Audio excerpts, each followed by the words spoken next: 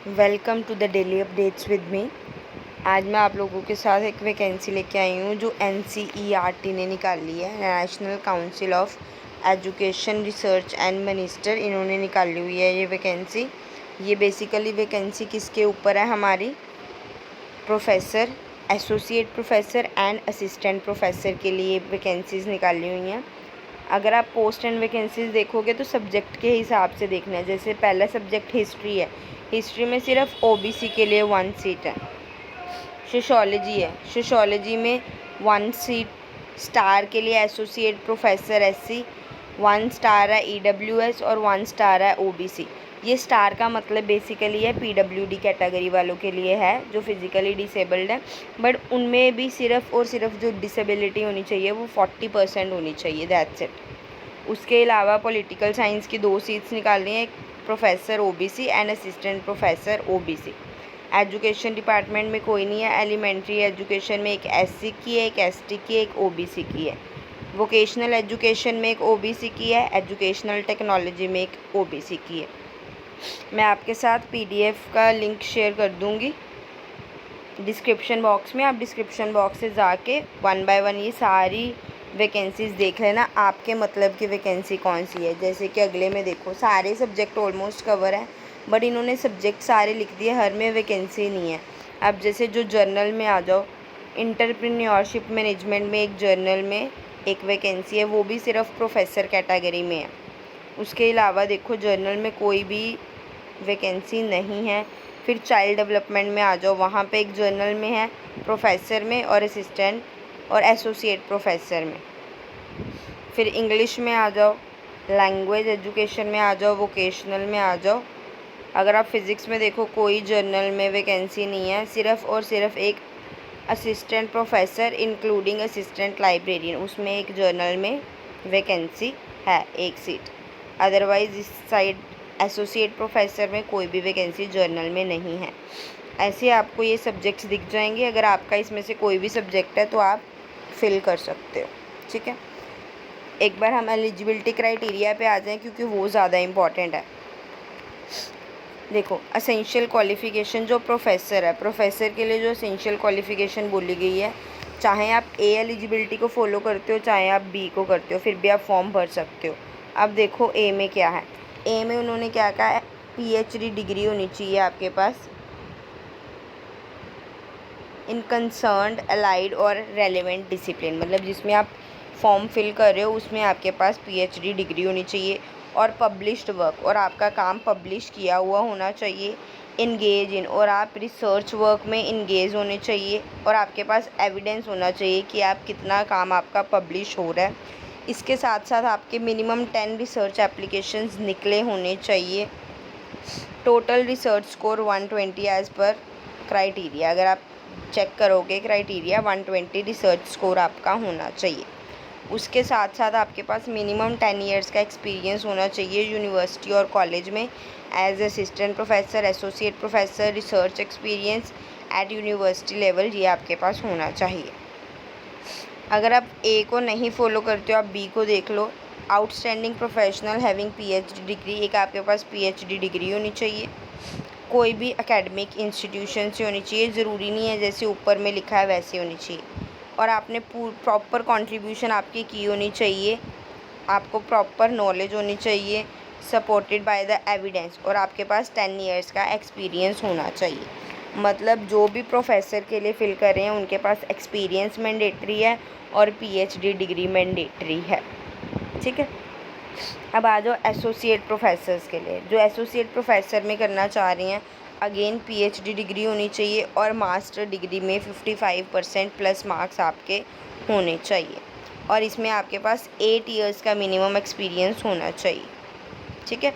और मार्क्स देखें, जैसे ऊपर 120 मार्क्स थे, इसमें आपके टोटल स्कोर 75 होना चाहिए रिसर्च, और मिनिमम 7 पब्लिकेशंस आपकी होनी चाहिए, ठीक है। अब आगे आ जाओ असिस्टेंट प्रोफेसर में ही। अब असिस्टेंट प्रोफेसर की आ जाओ, ये आपकी थी एसोसिएट प्रोफेसर की। अब असिस्टेंट प्रोफेसर में आ जाओ। असिस्टेंट में आपसे बोला गया सिर्फ मास्टर डिग्री होनी चाहिए आपके पास 55% अबव में उस पर्टिकुलर सब्जेक्ट में, और साथ में मास्टर डिग्री तो हो पर आपका नेट भी क्लियर होना चाहिए, आपका नेट भी क्लियर होना चाहिए, या नेट के जैसे सिमिलर एग्ज़ाम जैसे SLET, सेट, या आपके पास PhD डिग्री हो तब भी चलेगा। मतलब अगर नेट नहीं है तो आपके पास PhD डिग्री होनी चाहिए, अदरवाइज़ आपके पास PhD डिग्री होनी चाहिए। हाँ, जिन्होंने PhD अराउंड 2009 से 2016 में की है उनके लिए नेट एग्ज़म्प्ट है, अगर उनके पास नेट नहीं होगा तो चलेगा, ठीक है। उसके बाद आगे आ जाओ, PhD डिग्री रेगुलर मोड में होनी चाहिए, PhD थीसिस होनी चाहिए, एटलीस्ट 2 एक्सटर्नल एग्जामिनर्स ने उनको इवेल्युएट किया होना चाहिए। Open PhD viva voce of candidates has been conducted, candidate ने 2 रिसर्च पेपर पब्लिश किए होने चाहिए।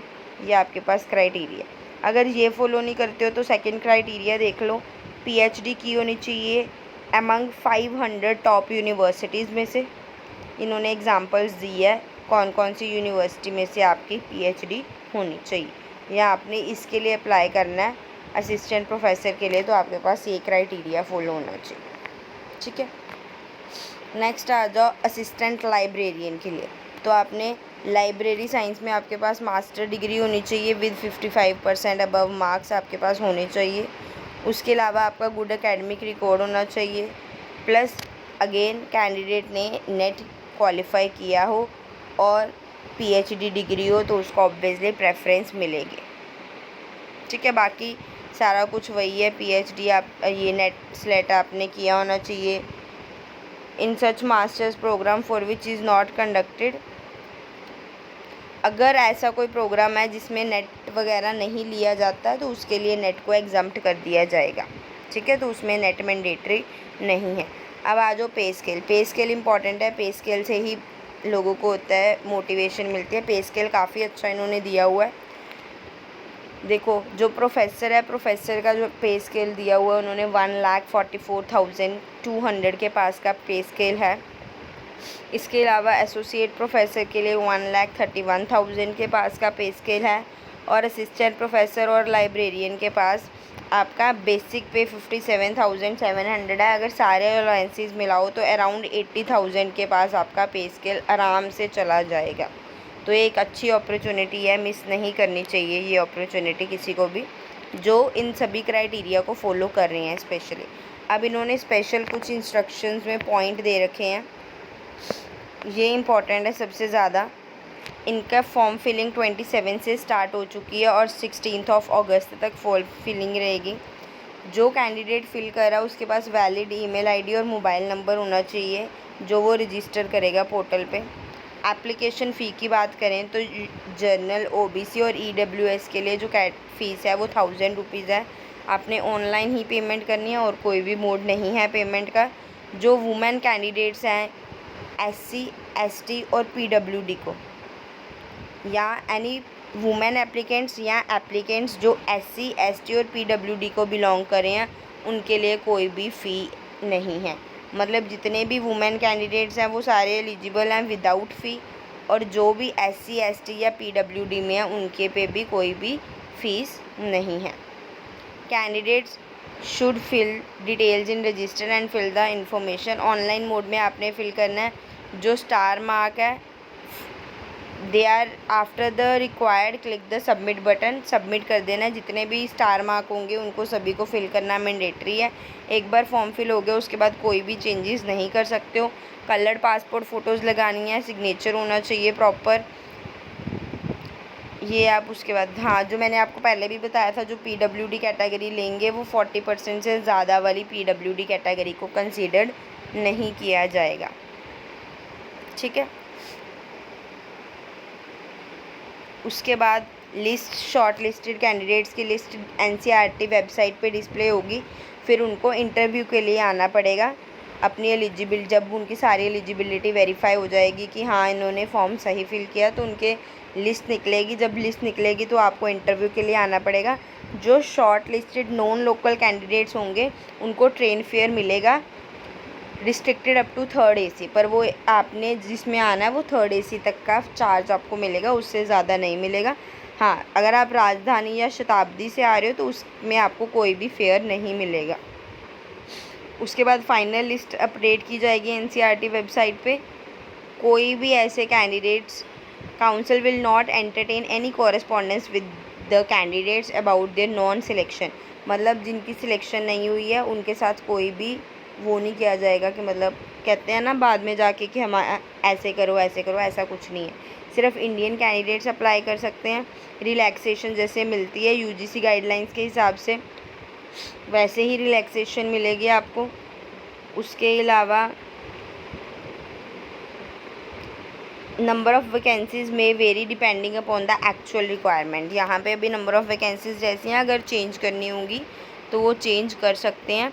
मियर fulfilling the minimum eligibility does not entitle candidate to be called, मतलब इंटरव्यू के लिए आपका ऐसा नहीं है कि अगर आपके पास थोड़ी सी भी क्वालिफ़िकेशन है वो आपको इंटरव्यू के लिए बुला लेंगे।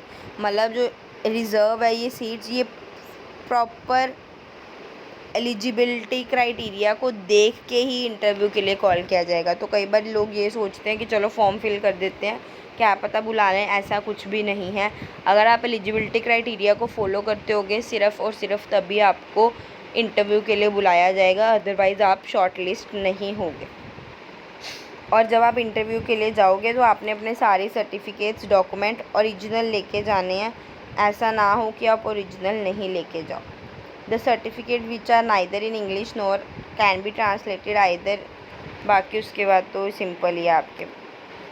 तो ये थी आज की नोटिफिकेशन। तो जिनको लगता है कि वो इस के लिए एलिजिबल हैं वो डेफ़िनेटली फ़िल करो। बहुत अच्छी पे स्केल है, बहुत अच्छी पोस्ट निकली हुई हैं, पर अपना एलिजिबिलिटी क्राइटेरिया देख के ही फ़िल करना फॉर्म। Thank you.